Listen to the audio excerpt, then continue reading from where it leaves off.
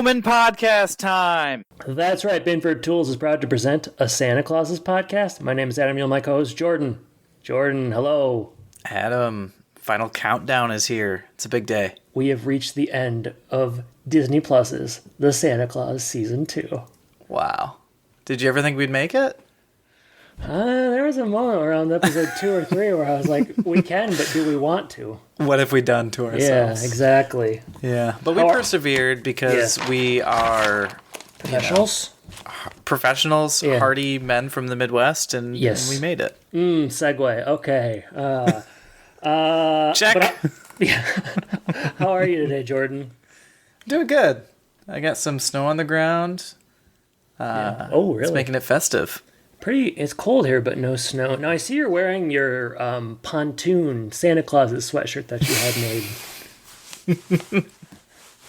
Yeah, I went on to Redbubble.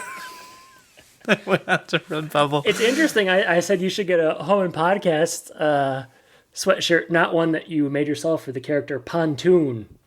I couldn't help myself. I mean, you see pontoon, you get excited. But it's confusing because you used a picture of an actual pontoon boat. So it's like, who's it's it pretty for? meta. It's pretty meta. Yeah. All right. Yeah. Cool. I'm doing well too. You got a great hat on. Should we talk about your hat? It's got the team that is constantly recovering fumbles. Lion just recovered a fumble. I'm wearing my Lions hat. And hey, another great segue, Jordan. Life news alert.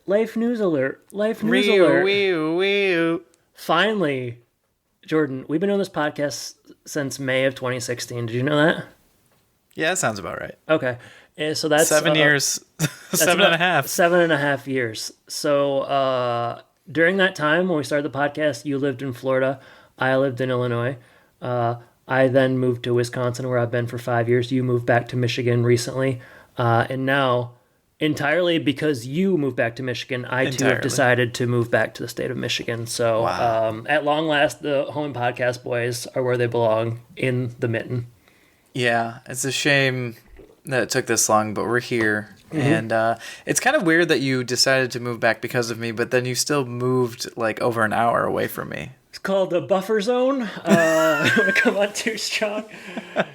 No. I would have had you move in next door. What are you talking about? You offered room in the basement, and I said, well, let me think about it. But no, we are moving back. Very excited. I'm very excited. Yeah, things just align right. Got a nice new gig. Maybe I'll talk about that in the future once I'm more settled. But nice home improvement connection there, if you will. But, definitely. We're really excited, feeling good about things, and it just feels right. And I look forward to once I'm in Michigan, resuming our regular weekly podcast schedule. Oh, is that what we're gonna do with our time? Yeah, in person. I had different ideas of what we could do together, but it's maybe we'll do like a 15-minute pop-in or something. That would be fun. But just for me and you, no one else. Yeah, for the private collection. No, things happen fast. We're moving quickly, and all good things. So nobody more thrilled than my mother. So. Well, I mean, her and I. But your mom was also, Lil Dauber was also pretty excited. Lil Dauber. I think you mean Passionate Pickle. But my parents were excited to hear that you were moving back. Oh, good. They know. Okay, great. Yeah. Well, you were going to call them, right? I told them to keep it under wraps. But, I hope your dad didn't tell Roger. You and Roger have always been frenemies. So. Jordan's dad's best friend's name is Roger, and he's come up a lot over the years. So you know what? My dad called me yesterday. They were going to the diner, one of our favorite City. spots. Yeah, naturally. Official sponsor for this episode. That and Bronner's, yeah. Great segue, Jordan. And I'd be remiss, and again, very excited, looking forward to the move. And I do hope we can. I'm not going to overextend ourselves, but I hope we can do some more podcasting in 2024 while we're both in Michigan. And I'll just say that whatever happens, happens. I'm not promising anything for a Santa Claus's Season 3, should that come. And I think it might come. Anyways, Bronner's. Running thread this season has been bringing up the Frankenmuth, largest Christmas store in the world, Bronner's. So what have we kind of talked about with Bronner's so far, Jordan? Yeah, so Let's we did review. trivia. Yeah. That was a big one. I went we there. Talked about you went there. Yeah. I went there. We talked about the billboard that was Yeah. in Florida. Yeah. We also Tim Allen, tried to Pure Michigan. Yeah, we did the Pure Michigan Tim Allen connection. Is that it? Seems like there's been more, but it seems like that's also enough. That's it's weird. It feels like on one hand like it's not enough, and then it feels like plenty. So Too much, maybe. yeah, even. too much. Well, I was trying to find a new angle, and I wouldn't say I really did. But I was On like, our new Bronner's blog that we're starting after this. Bronners.blogspot.com. Yeah, that's great. I mean, we're killing the SEO for Bronners right now. Yeah, If you type in Bronner's Tim Allen, like, it's us. We own that. we own that, and we didn't even try. We didn't even try, and that's. What's your new angle? That's What organic. kind of angle could you even find that was So left? I was like, okay, we've obviously been talking a lot about the positive side of Bronner's, but I wanted to. Oh, there's a dark side? Well, I wanted to wade into the waters of negative Google reviews. And Jordan, as guys who have gotten some negative podcasting reviews over the years, it can be an ugly place.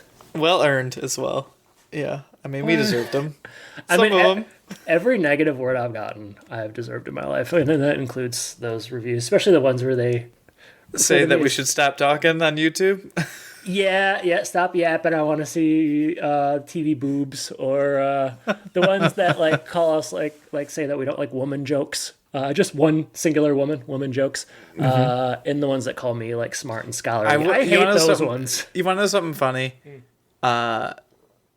You say a lot of cruel things. Maybe cruel is the wrong word. Cruel. You take some pot shots at Gruntwork podcast. I was looking at their reviews the other day.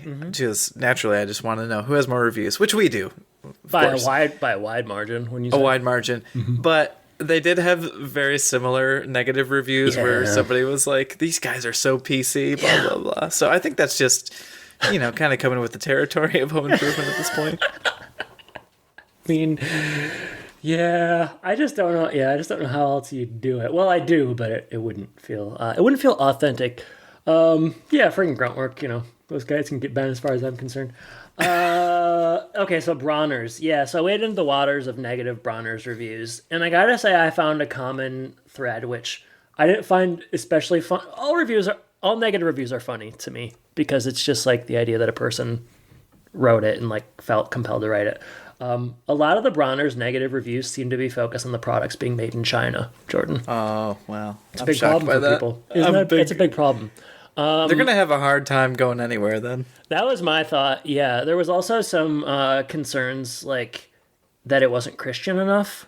So take that as you will. I don't know if Yeah. I Well, don't this know. episode is, this whole season of the Santa Claus is, so they should maybe watch it. Yeah, that reminds me, and I can already tell this is going to be a scattered episode because I got a lot to say. Yeah. But that reminds me, I did read an article recently where someone wrote an article where people were offended about the Santa Claus's some Satan references in the season. So Okay. All right, let's go back to Bronner's. sure, We'll get to All that right. one, I guess. Nah, that was it. Okay, cool. Okay, so I did find one review that I wanted to read because it was really funny. And I'm not going to read the person's name because it was left 3 months ago. But let's call this person anonymous. All right. Let's call him I anonymous. thought you were going to come up with a clever... I thought I was too, and I chickened out. Okay, this is someone's negative review of Bronner's. Spent a wonderful day in dog-friendly Frankenmuth. I'm going to pause, and I want you to kind of tell me where you think this is going so far.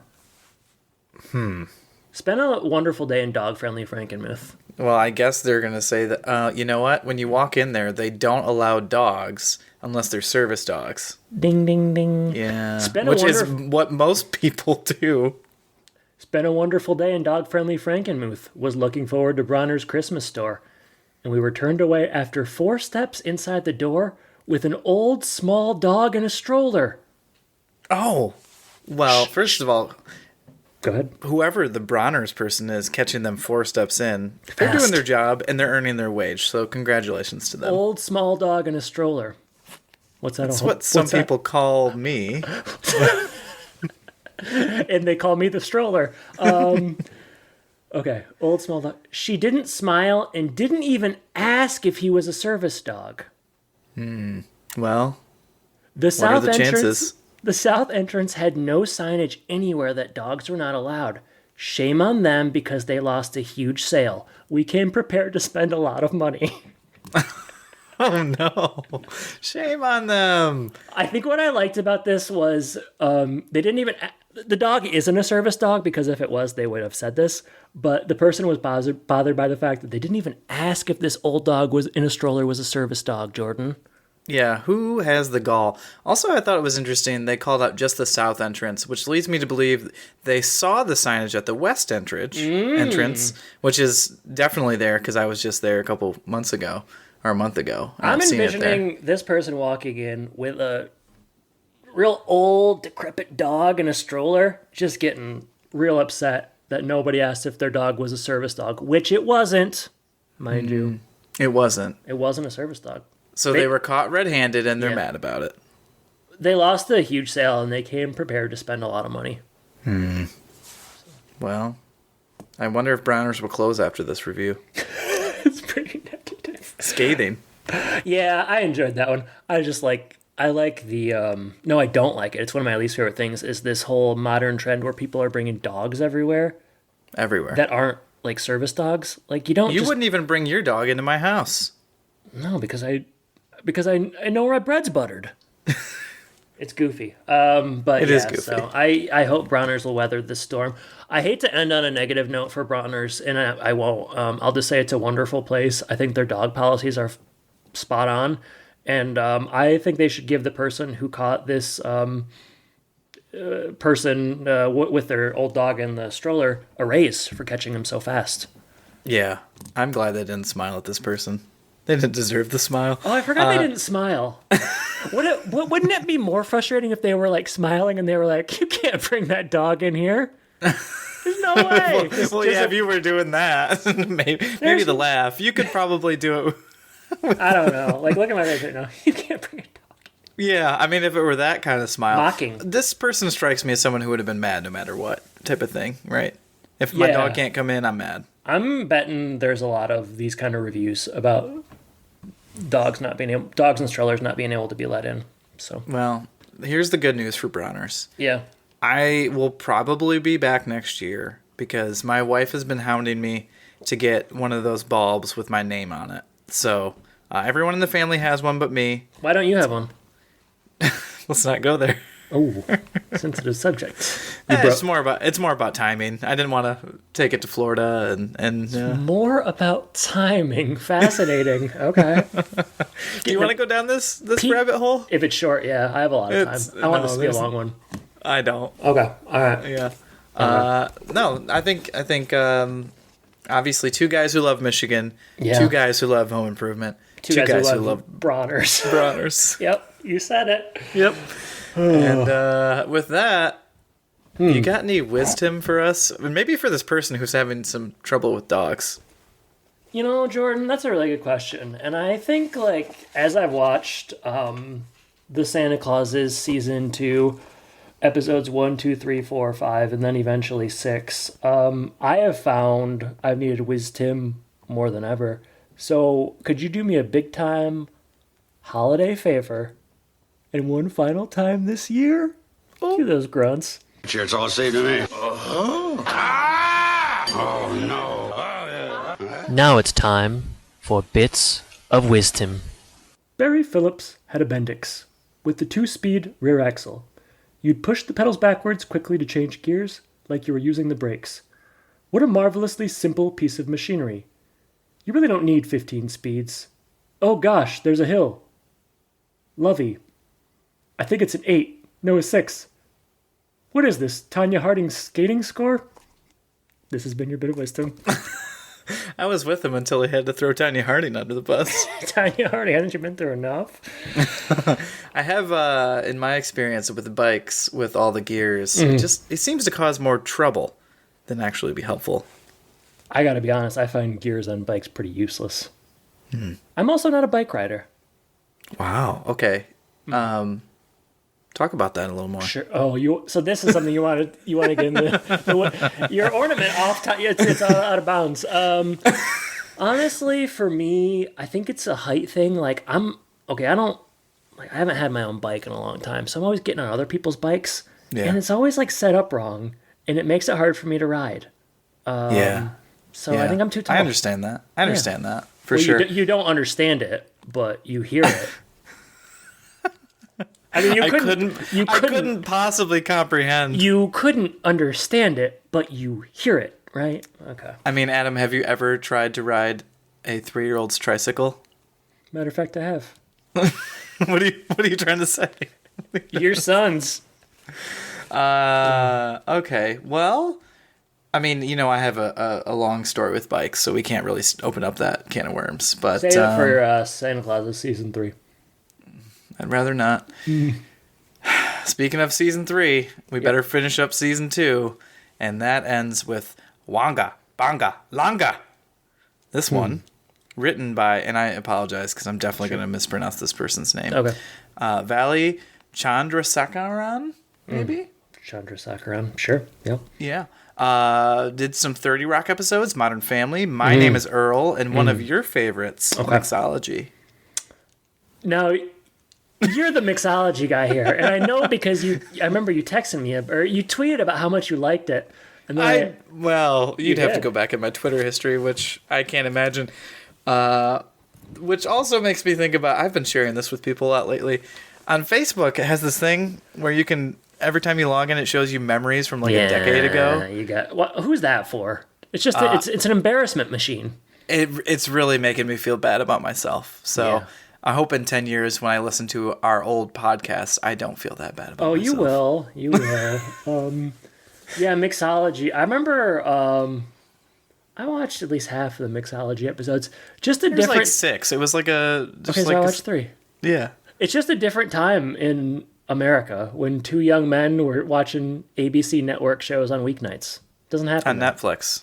I think it was on Netflix. Oh, I watched it live. Man, maybe I'm the Mixology fan. Yeah, I was gonna say. No, you ridiculed me. I thought it was terrible. Yeah. All right. Well, this episode, speaking of terrible, was directed by Charles Randolph Wright. He did the last episode as well, and 2 episodes from season 1. You say speaking of terrible? Differing opinions might be ahead. Okay. This aired December 6th, and that brings us to the final edition of our alternative titles in season 2. You say Wanga Banga Langa, you're in trouble. Wanga Banga Langa? Yeah. Also, what is it? Well, no, I just mean like saying that is going to make your tongue be tied for the rest of the episode. So it's a heck of a thing to have to say. It sure is. It's also a strange title for this episode because it's just something that somebody says once with no explanation, right? Is it better or worse than Miracle on Dead Creek Road? Well, the problem with Miracle on Dead Creek Road was that they used that term in the previous episode. So really, they should have been using something they said in the last episode in this as a title of this episode. Anyways, I have 1, 2, 3, 4.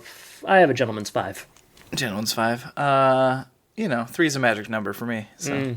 Okay, I'll start with my weakest. There's one that I have this round that I think is my best of the season. Oh, I'm excited to hear it. Merry Plaguemas.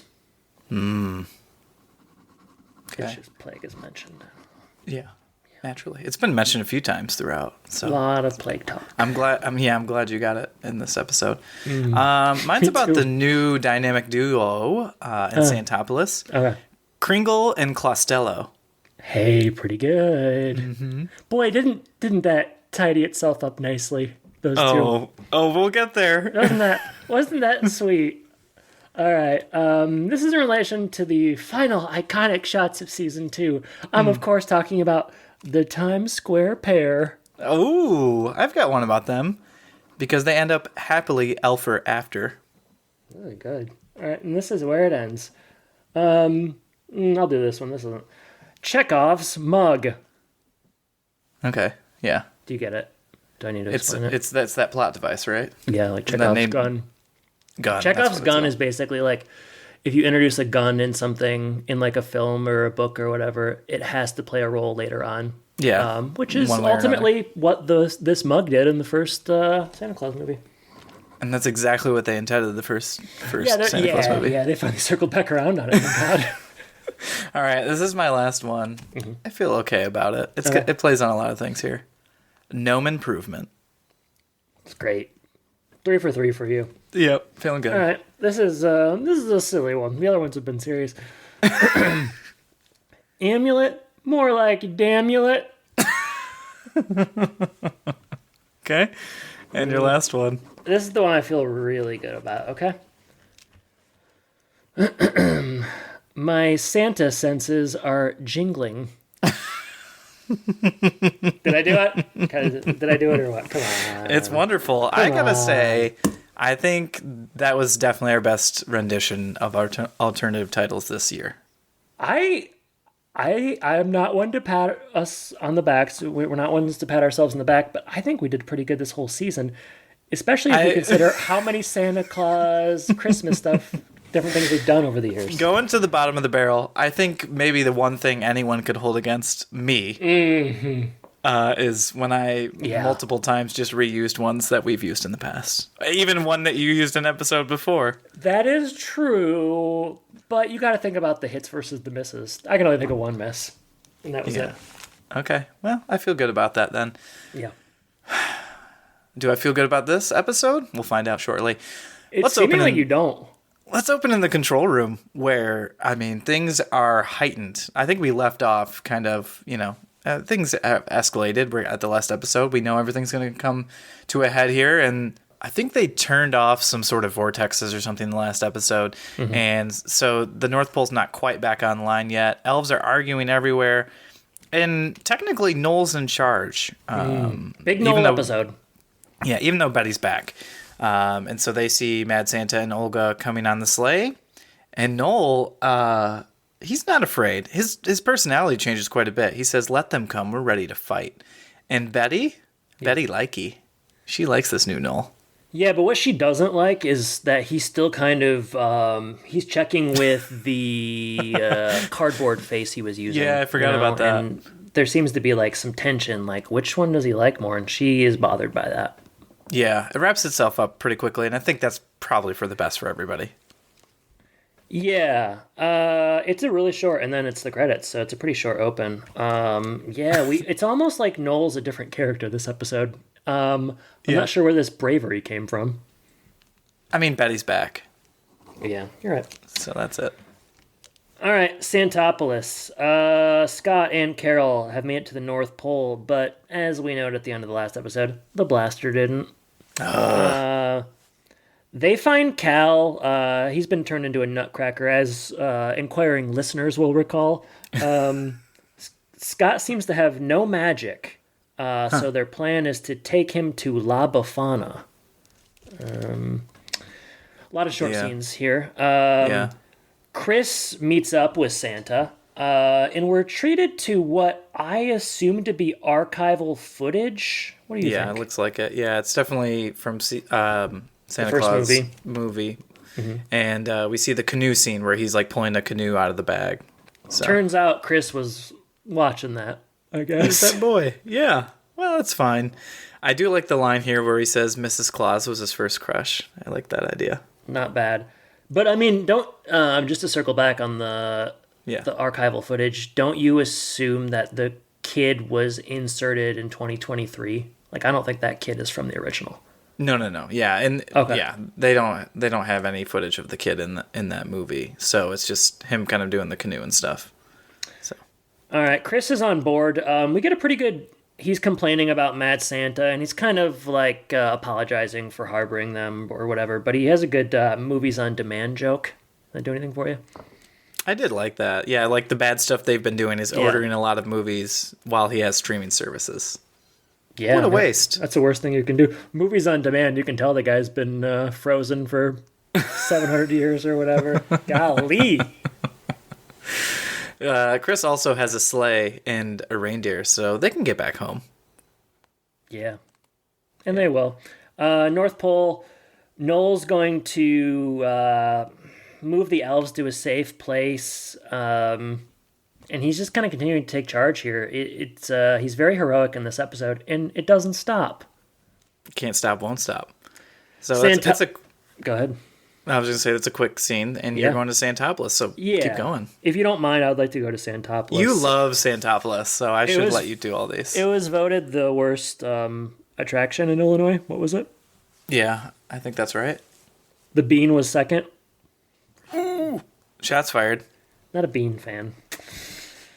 But, the Bean, put some lights on it or something. Kind of boring, right? What do you think? Yeah. I do have a picture by it. Oh, you did that. Okay. Yeah. I didn't Have you ever seen anyone do that before? The funny thing, I worked right across from the Bean for 2 years. It would have been That's why you took the job. Yeah, I took that job, but I never had been to the Bean until maybe 2 years ago. So you just watched everybody, but it was one of those things that felt maybe too precious for you. Yeah, it kind of reminded me of my own mortality. You see, the Bean's a metaphor, Jordan. All right. So they're in the sleigh with the reindeer. They are plastic reindeer, and we need some Scott Santa magic to make it fly. And we get a little bit of that here, and we don't fully see the reindeer transform, but we maybe see a little wiggle, would you say? Yeah, I think he blinks too, so that does enough for me. You get the idea. I like the idea here that Chris also wants to go, really bad, and they're like, okay. They're like, you probably will have some good lines if we let you come. Probably some flavoring for the rest of the episode. Maybe they're just going to use him and throw, him in front of them when Mad Santa goes off, Use him as a shield. I gotta say, I kind of liked Chris in this episode. He's fine. Just giving you my thoughts. I'm excited to hear, when we get to the end, all those questions you sent me. I'm excited. I think my opinions on this episode are going to surprise you. Or maybe not, because I keep telling you how much they're going to surprise you. Yeah, they surprised me the first time. Open the Christmas present that is my opinion on things. Carry on, Jordan. North Pole, Betty is taking the elves to safety now, but then she realizes that as long as she's with those elves, they're not safe. Because if we recall, Mad Santa remembers her name, spelled it out, and is going to be specifically looking for her. So she puts Edie in charge. Yeah. Edie ever ready with her sheriff hat. Edie, LVP this season?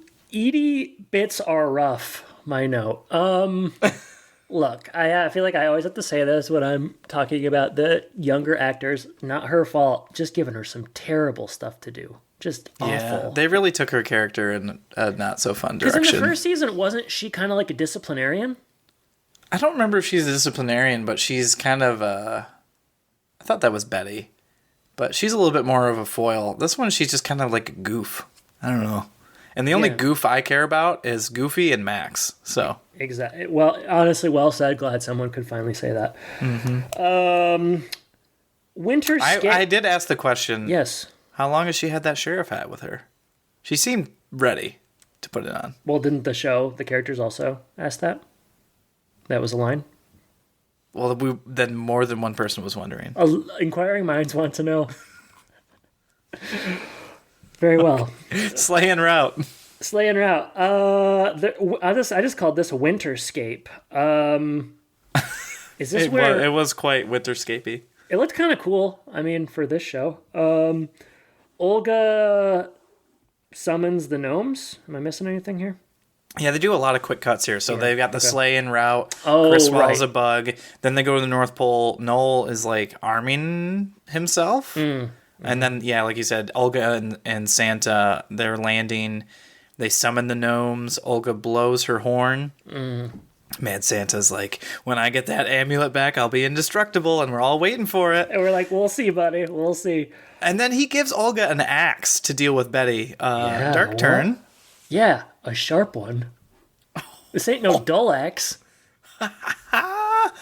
Yeah, it's about to get real dangerous up in the I thought beheading possibilities. Ultimately, we don't get that. I thought, well, I'll just say it again, beheading possibilities.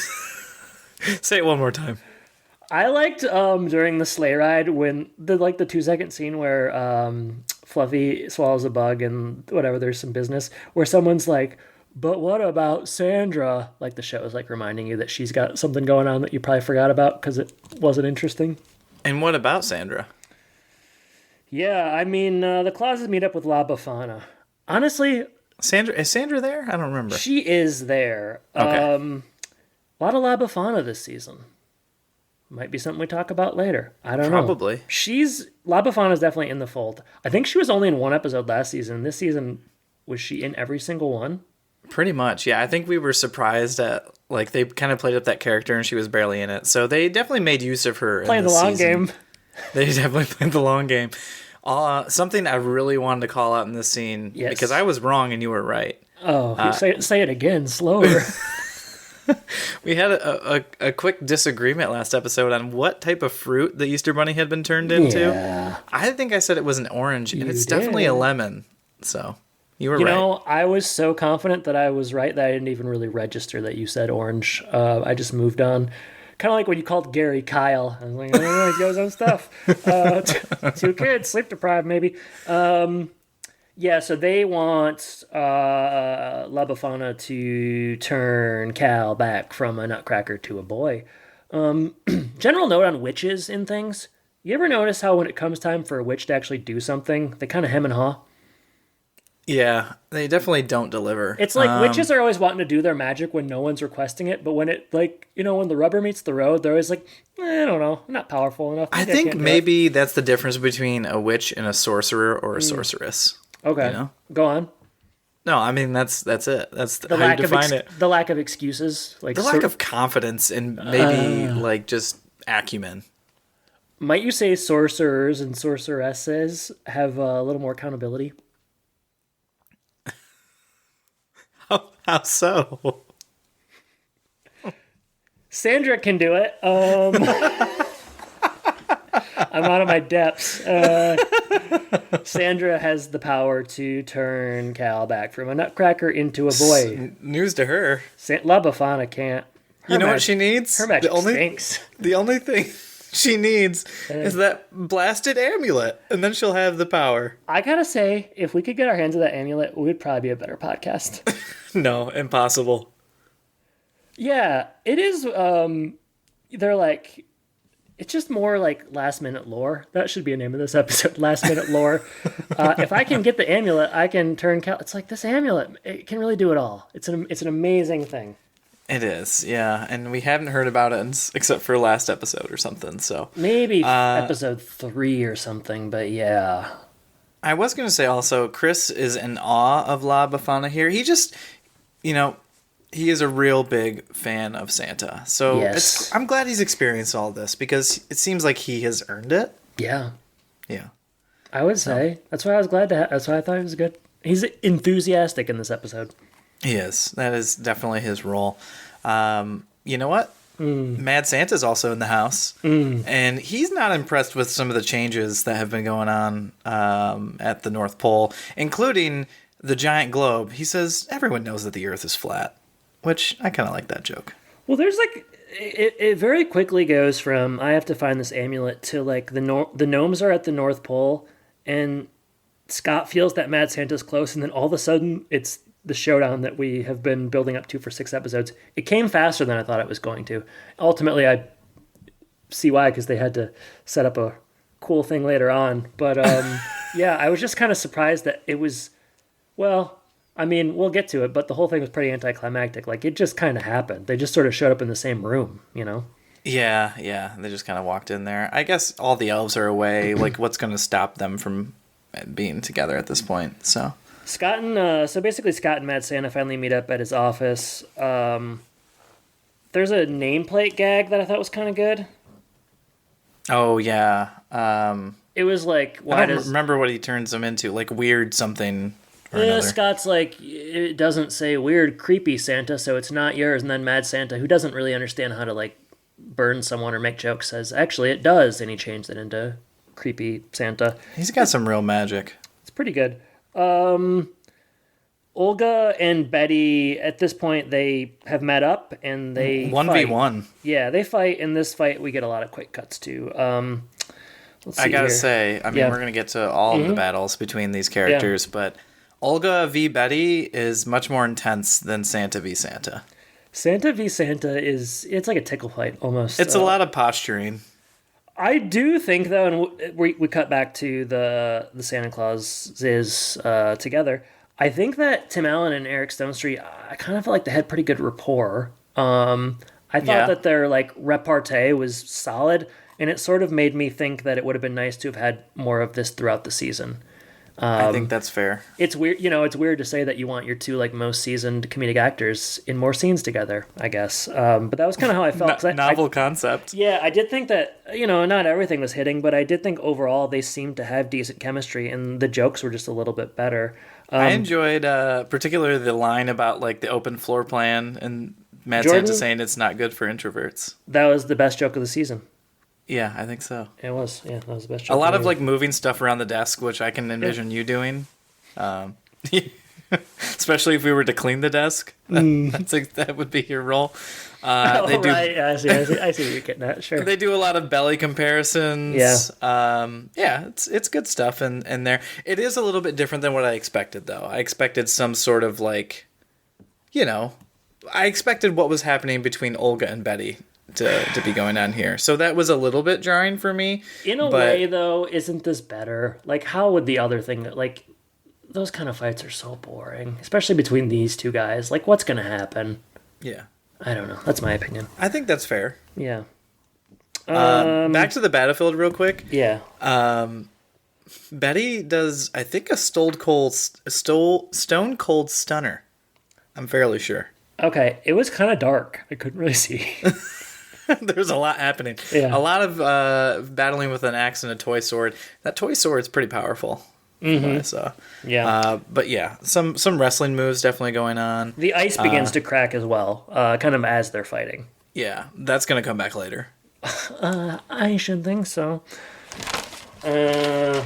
At this point in the episode, it's like they're kind of like they'll do like one line and then it cuts to another scene. So yes, it's a lot of back and forth for sure. So if you think I'm getting ahead, please stop me. But everybody kind of shows up in the same room, right? So it's the Santas, it's Carol, it's Sandra, it's Chris, it's Noel, it's Betty. It's a party, really.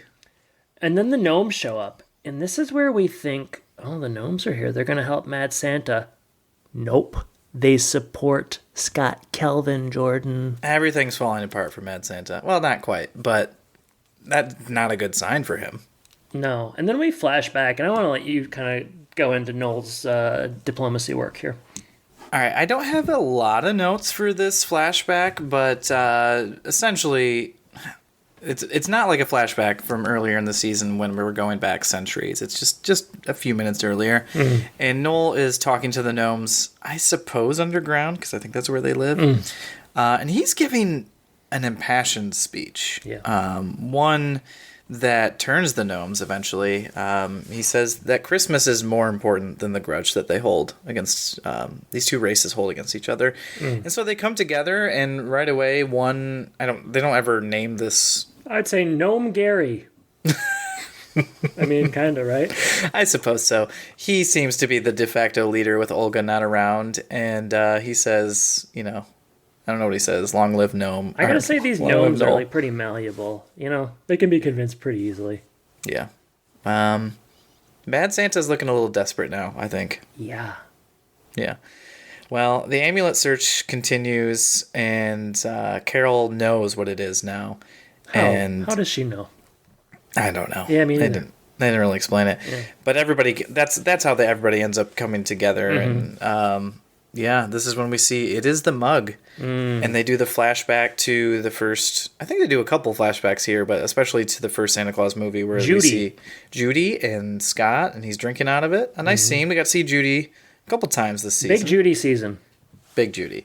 Flashbacks of sipping throughout Santa Claus. This is when we get the title Wanga Banga Langa. Yeah, kind of a swing and a miss, guys. Yeah, I don't know why they did that. Scott is thrown. Scott's getting pummeled this season. Yeah, not like a good season for Tim Allen physically. He's kind of getting beat up. A little bit, yeah. We go back to Olga and Betty. They have fallen through the ground at this point. Yeah. And Olga wakes up first.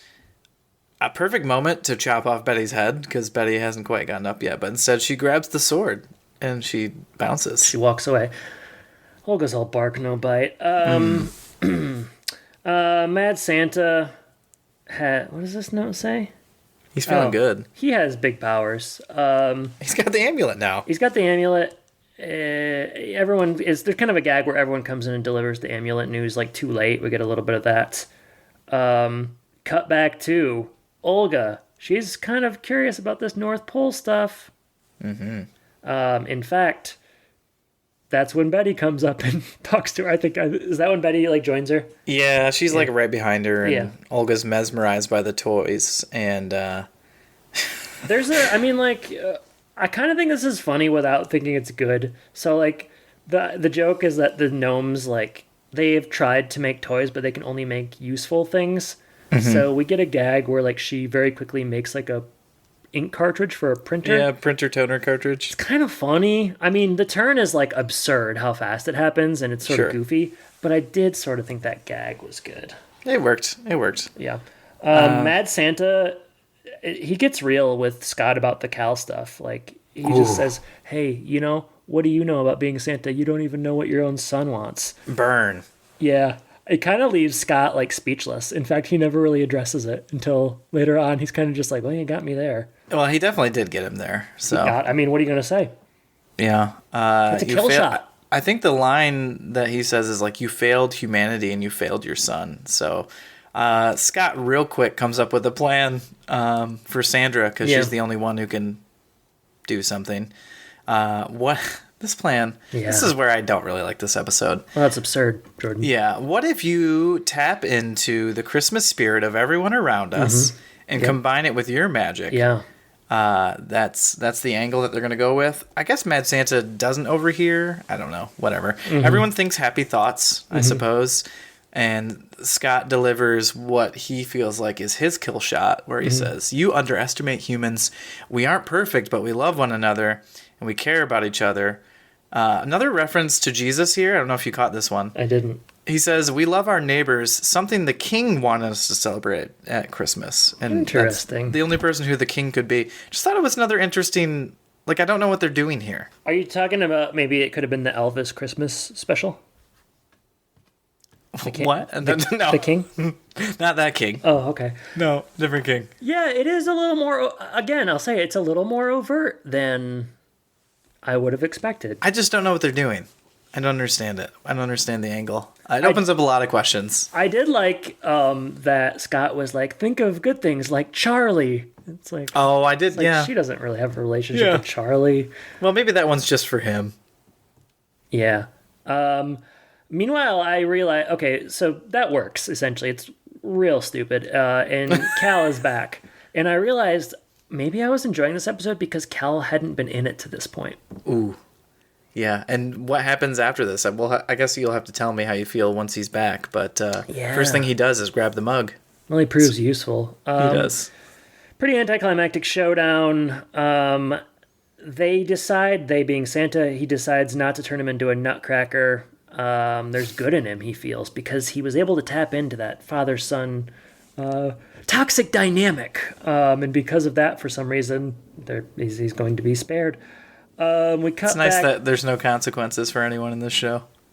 Yeah, where did that start? Like, would you say?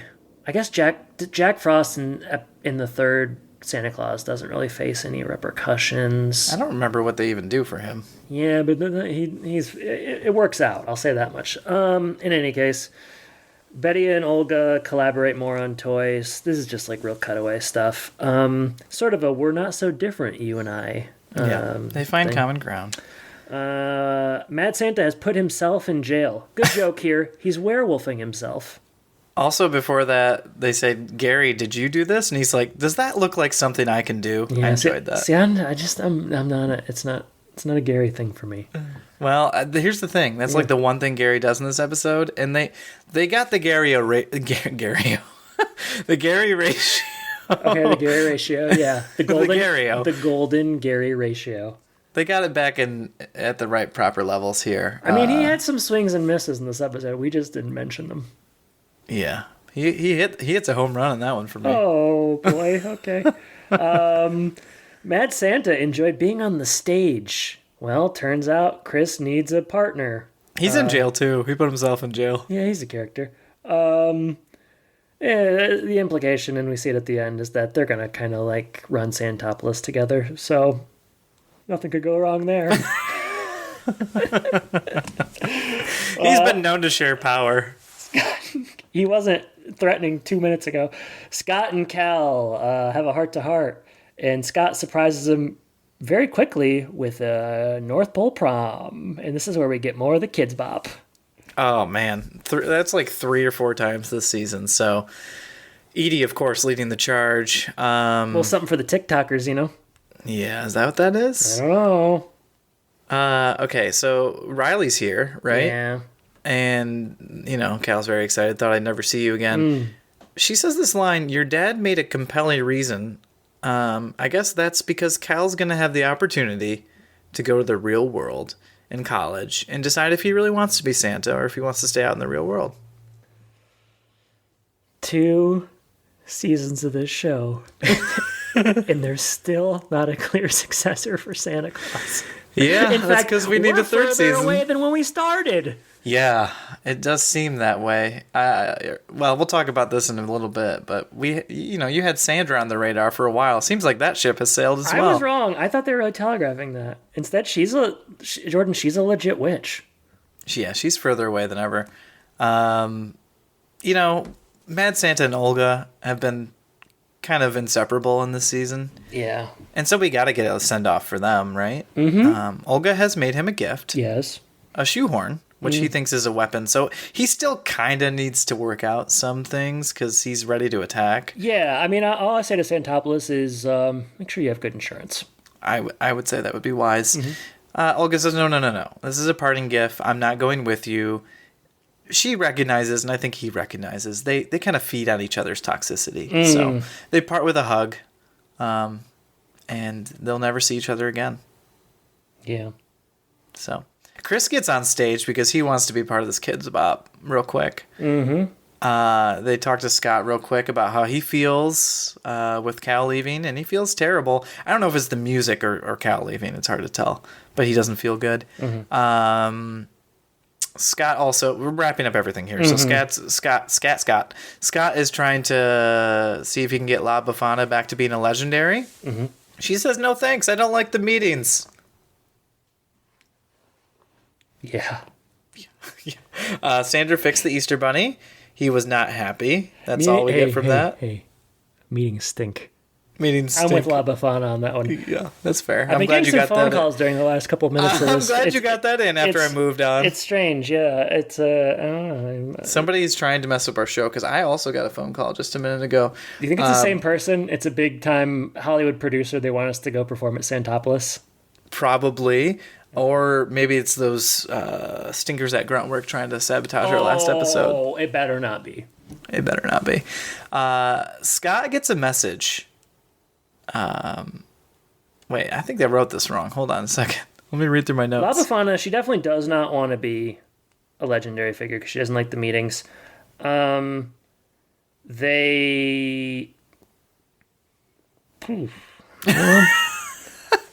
think Scott gets a message from Betty and Noel. Okay, I got something here. Sandra brought the bunny back. Yeah, we already did that. Okay, all right. Keep going. Betty has to return to Cribble Crabble. Yes.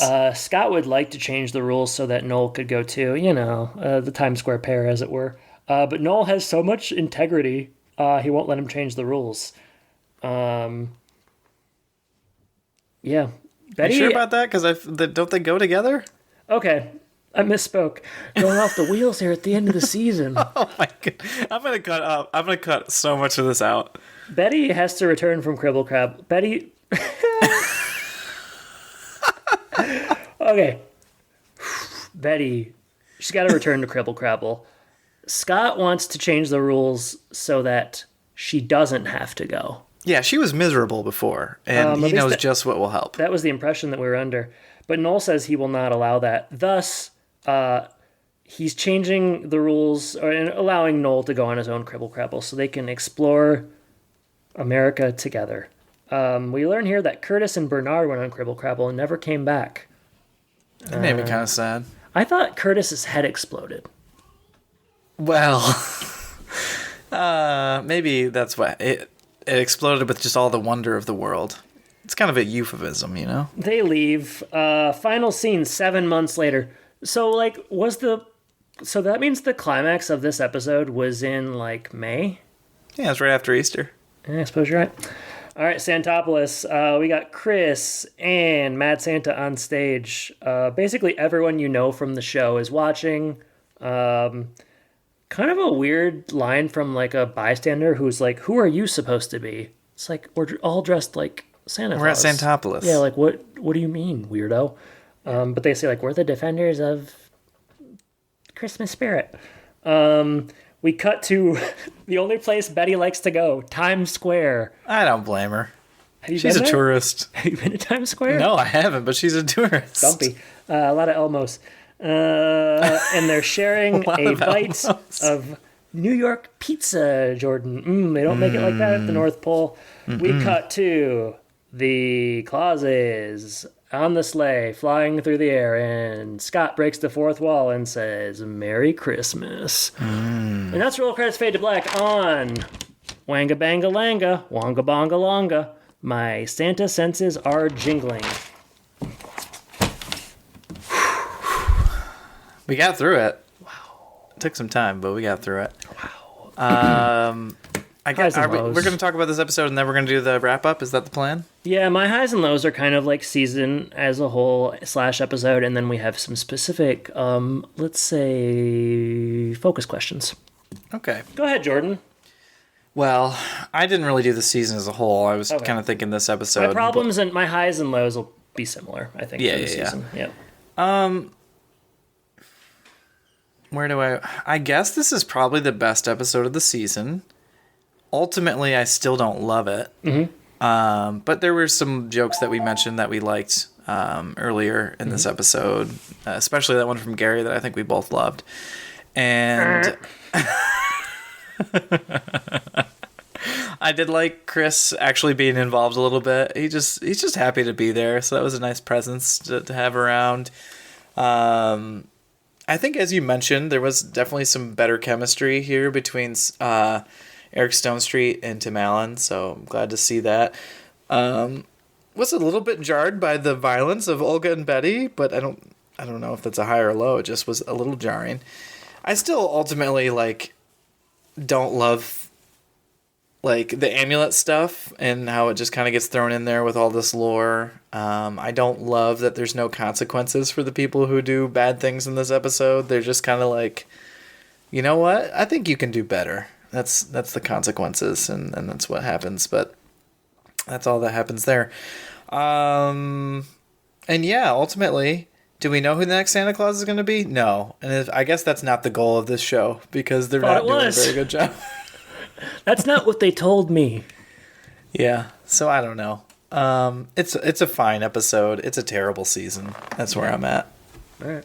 Tell me about your highs and lows. Sure. And I'm hearing a little rustling on your microphone, Jordan, and that just goes with the territory of this episode, I suspect. I suppose so. Russell. Russell Wilson. Highs. I think this is the strongest episode of the season. We agree. I thought this was the best Stone Street episode. I thought this was the best Fluffy episode. Maybe they should have been used more consistently throughout the show instead of just cutaways. I thought the jokes were good. There was probably 3, 4, maybe 5 jokes I liked, including the open concept thing, which I thought was the best of the season. Ultimately, I just think it was a better conclusion than I expected. I think in keeping with the 5 episodes before, I had such low expectations that, yeah, it's all stupid, but I don't know. I thought it just was better than I thought it was going to be. Probably because of, I like the Alan Stone Street interplay. Lows. This is sort of overall, but there's just not enough story here. Would have been a more compelling movie. You mentioned the lore. Anytime they need to move the plot along or they need to get out of some sticky situation they put themselves in as writers, they just make up more lore. Amulet or cloak, or we're going to harness our Christmas magic to do this thing. It's just I know it's a show about magic and Christmas and Santa, and it's not supposed to be realistic, but you should set some rules and try to follow them. Otherwise, the stakes are meaningless. I think that the 2 kids of Scott's are kind of black holes, especially this season. I didn't care about anything that they had going on, which is sort of a problem. I mentioned earlier, second season in a row about a successor, where the plot is like around who's going to be the next Santa, where we still don't know.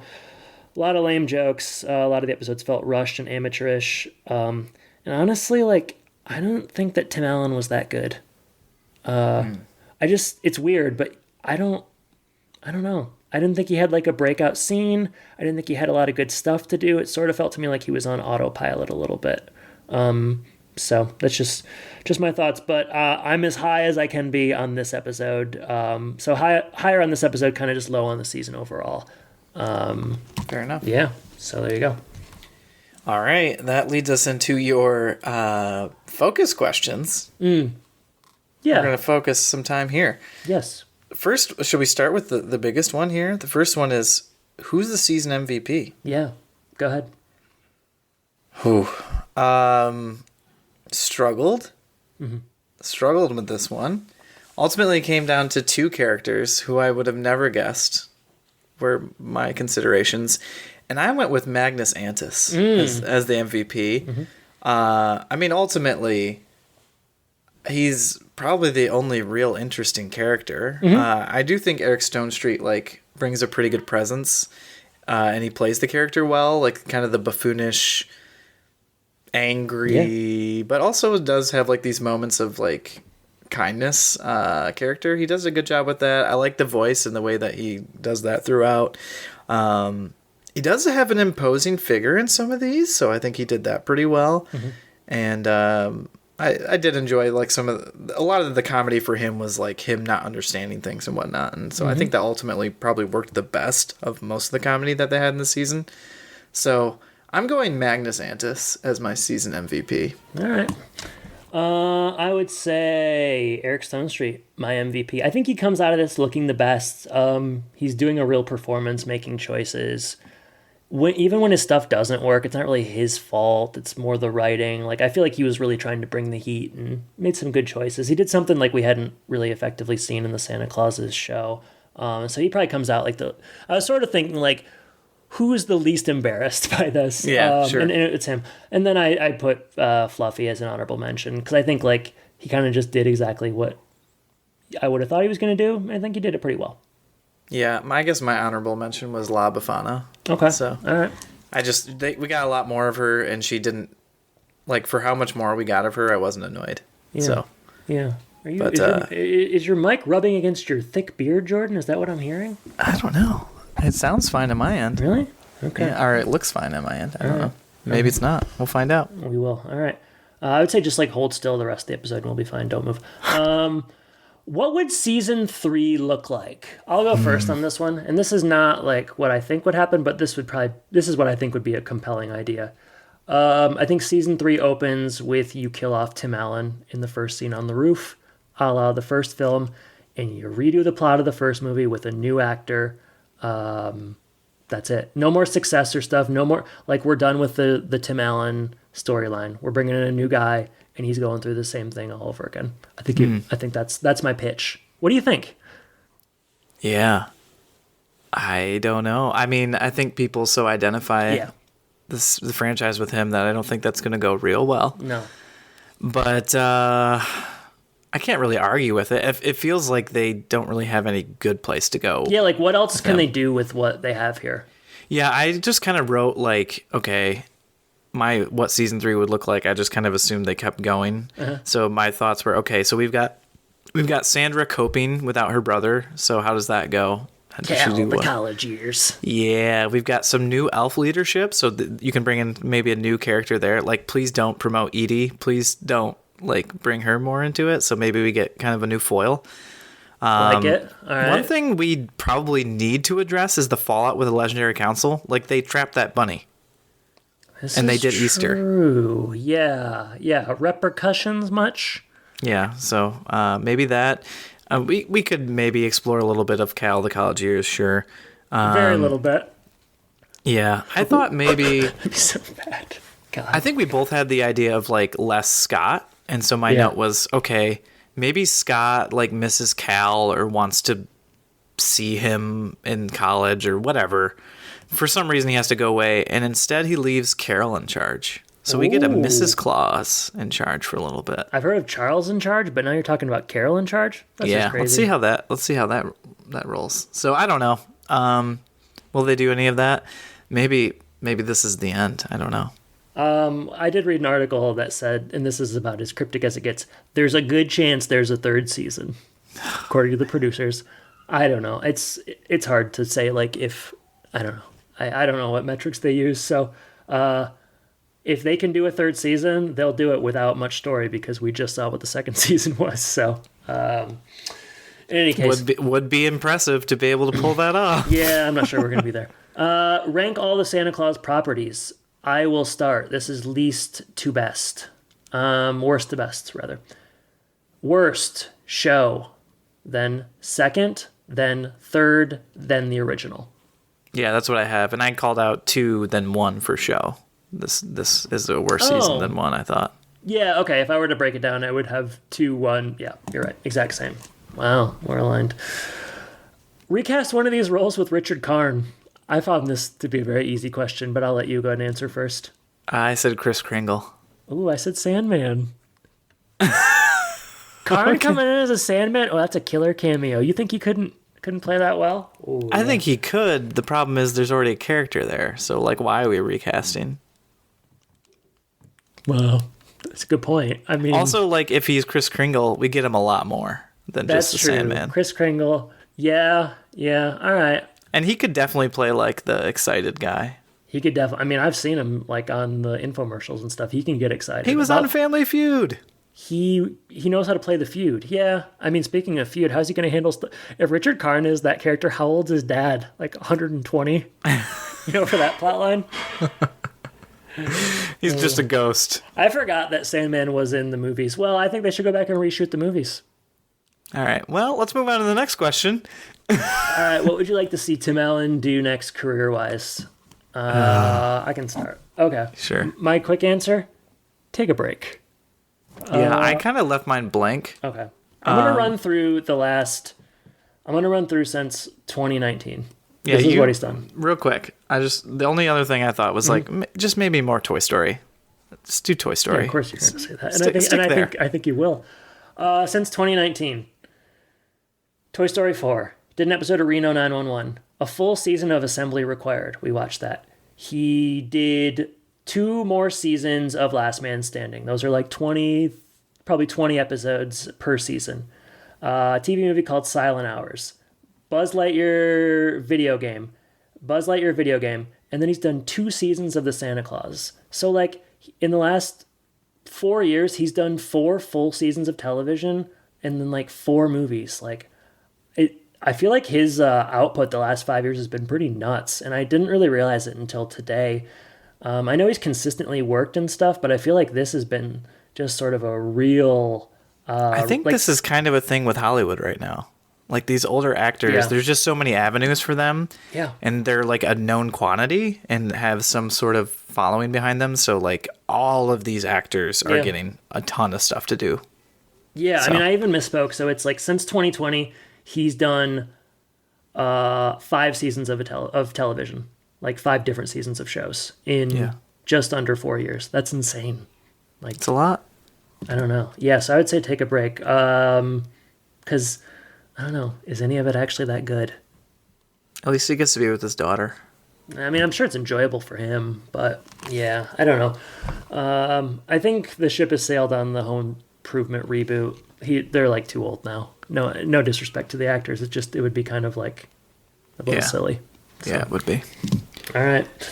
There's no episode next week. So is there anything in the mailbag? There's nothing in the mailbag. I do have some Twitter stuff. Okay. I wanted to kind of bring the heat on these polls. Okay. One final time this year. Yeah, 2 polls. These are probably regurgitated, but you got to play the hits sometimes if you want to get the. You got to play the hits if you want to get the clicks. Am I right, buddy? SEO guy. You know what I'm talking about. What's the best Christmas song? I kind of arbitrarily chose these, but here's the options.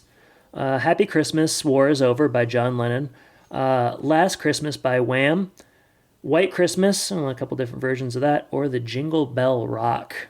All right, Jordan. In last place, 20 total votes, 10% said the John Lennon song Happy Christmas. 15% said Last Christmas. 30% said White Christmas. And 45% said Jingle Bell Rock. My daughter had to sing Jingle Bell Rock in her little choir concert just How'd it go? a couple weeks ago. I think it went really well. Okay, good. Which of those do you favor? White Christmas. It's a good one. All right. Yeah. Worst Christmas song, 25 total votes because people would rather hate than love. 12% said Chipmunk Christmas song. 12% said Baby It's Cold Outside, which isn't a bad song, but people have, It's sour. I like both. First of all, I like both of those. It's fallen out of favor. Ooh, problematic. 36% said the Christmas Shoes song. I want to buy these shoes for my mom. You know that one? I don't know that one well. It sounds terrible the way you're singing. It's awful. And then the winner, 40%, everybody's favorite jackass, that's Dominic the Donkey. Well, that sounds about right. Yeah. I'm not a real big fan of that like Santa Baby song. That is bad. Yeah, I'm not a big fan of that one. That is bad. There's a lot of bad ones. A lot of good ones, too. Follow us on Twitter at Home and Podcast. I was just going to briefly say, I didn't want to go into reviews, but the consensus among Rotten Tomatoes audience score, because no critics really reviewed the second season, the consensus among the audience is I think people like the second season better that were watching the show, for what it's worth. So Strange. I thought so, too. Well, Jordan, this is the end of our run. Will we be back again podcasting at some point? Of course. Do we know when? We do not. We do not. I mean, now that we're going to be in the same state, we might as well do a live show in one of our locations. Like with, and sell tickets and stuff, right? Yeah, audience. Okay, yeah, that'll be great. I mean, I can think of at least, 4 people that'll come, children. That are not wives. Related to us? Oh, no, they're related. They're related for sure. Oh, okay.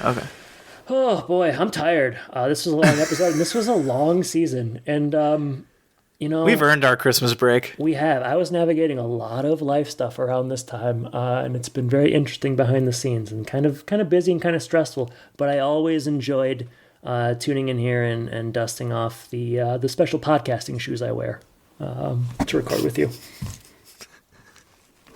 Are those Those you buy special those? podcasting shoes, Jordan? I think my mic cut. I didn't hear a response. Did you buy those at Bronner's? Matter of fact, I did. Full circle. Oh, all right. I just want to say to everybody, have a happy holidays, Merry Christmas. Merry Christmas. We so appreciate you continuing to listen to us over these last 7 years. And whatever we keep doing, we hope you'll continue to listen. Jordan, thank you for joining me. Listeners, thank you for listening. And I guess I should say, take care. Take care, everybody.